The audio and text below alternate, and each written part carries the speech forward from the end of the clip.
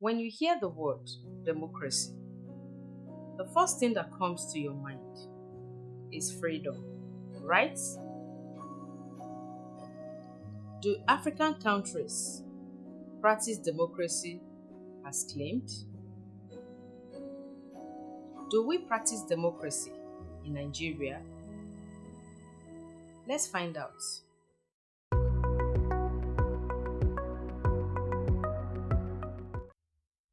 Democracy is a system of government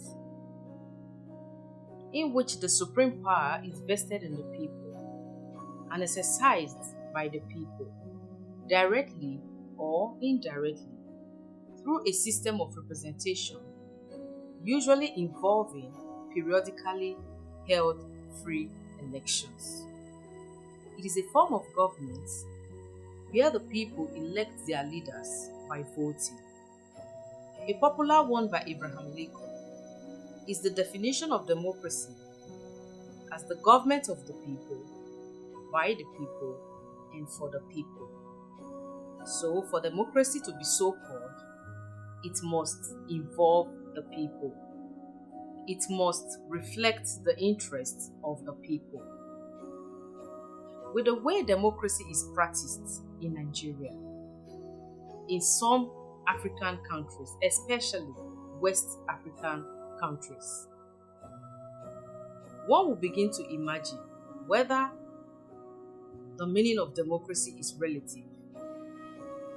Democracy is a word that is familiar to most people, but it is a concept that is still misunderstood and misused. Democracy can be in two categories: the direct democracy and the indirect democracy, also known as the representative democracy. In the direct democracy, the citizens directly participate in the decision-making process on issues of national interest. This type of democracy can be practiced with relatively small group of people in a community organization or tribal council.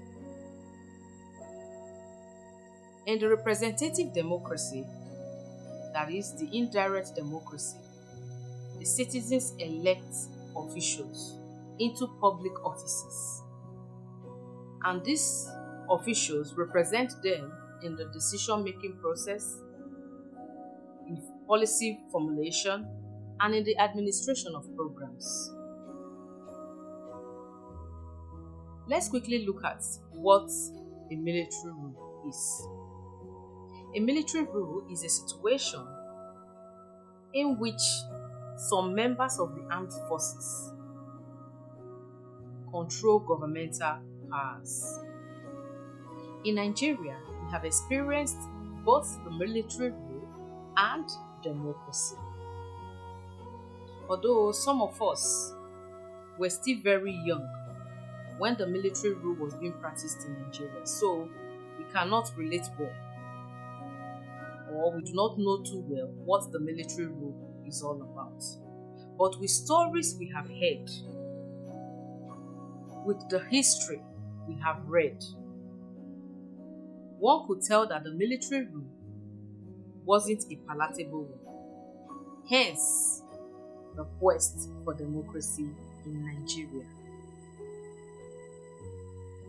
Now, the big question is, why are some African countries, especially West African countries, who fought so hard for democracy, now suddenly preferring the military rule over the democracy? Why?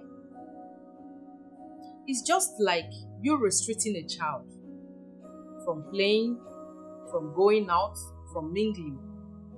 You always want to tell the child to stay indoors. And for certain reasons, you decided to let the child have his freedom. The child can mingle with whoever, go to wherever, and play with whoever. And all of a sudden, this child is telling you that he or she no longer wants freedom. The child wants to remain in his room. The child tells you, I don't want to go to the park anymore. I don't want to play with my friends anymore. I don't want to go to the playground anymore. I want to remain in my room to study. We know that children love freedom. But this child is telling you that he or she does not want that freedom anymore. He prefers to remain in his room. What comes to mind? Apparently, the child must have had an ugly experience outside. For the child to be willingly chosen to remain indoors over going out to play, it means the child must have had an ugly experience outside. That is the situation most West African countries are going through now. For them to be preferring the same military rule they once fought against, the same military rule that will restrict their freedom, restrict their rights, over the democracy that will give them the freedom they so desire as citizens. They are not preferring the military rule. It means something is wrong. Obviously, the meaning of democracy in theory is far different from what we experience in reality in Africa, in Nigeria. One would be right to say that Nigeria especially practice the military rule in disguise. What will you call a system of government where a candidate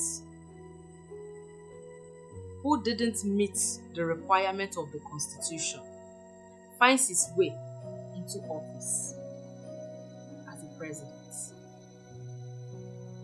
What will you call a system of government where a candidate with criminal records, bad records, is occupying the number one position of the country?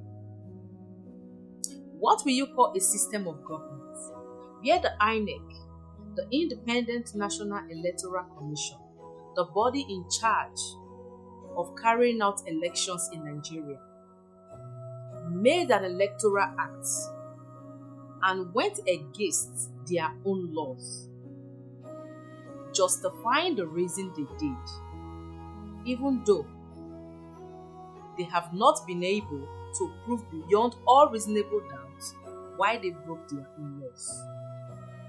What will you call such system of government?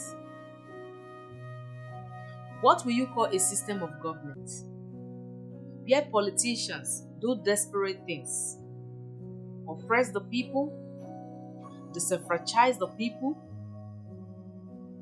where people are threatened not to vote because they are of a particular tribe, where people are threatened not to exercise their franchise because they are not voting for a particular party member? What will you call such system of government? And nothing was done about it. What will you call such system of government? Democracy? Far from it. What will you call a system of government where the politicians make juicy promises during campaigns, and when they get into office, they forget about the public interest? They keep stealing money, they keep amassing wealth for themselves and telling the citizens to endure. The citizens will endure for 4 years, 8 years, nothing changes. What will you call such system of government? What will you call a system of government in which the citizens lack basic social amenities such as electricity, good roads, hospitals, and even the educational system are substandard? What will you call such system of government? Those same politicians travel out with the nation's resources to take care of themselves for medical attention and leave the poor citizens to continue suffering and dying out of the list of sicknesses. What will you call such system of government? Democracy? What will you call a system of government where majority of the youth in a country are jobless. Even the graduates are jobless.